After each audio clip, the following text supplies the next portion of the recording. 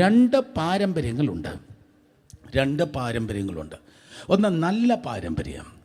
നമ്മളെല്ലാവരും ജനിച്ചു വളർത്തപ്പെട്ട കുടുംബം തരുന്ന നല്ല പാരമ്പര്യമുണ്ട്. മാതാപിതാക്കൾ തരുന്ന നല്ല പാരമ്പര്യങ്ങളുണ്ട്.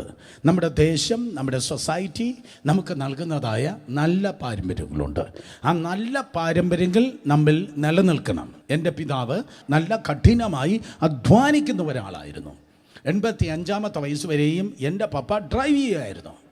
85 വയസ്സ് വരെ എൻ്റെ പപ്പ പല പശുക്കളെ വളർത്തുമായിരുന്നു. സ്തോത്രം. പറമ്പിൽ ഭയങ്കരമായി കൃഷി ചെയ്യുമായിരുന്നു. അധ്വാനിക്കുന്നവർക്ക് മാത്രമേ അനുഗ്രഹിക്കപ്പെടുവാൻ കഴിയത്തുള്ളൂ.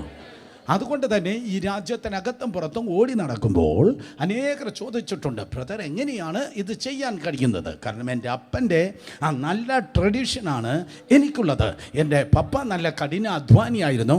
അതുകൊണ്ട് ഈ വിശുദ്ധ പുസ്തകമായി കഠിനാധ്വാനം ചെയ്യുവാൻ ആ നല്ല പാരമ്പര്യം എന്നെ സഹായിക്കുന്നു.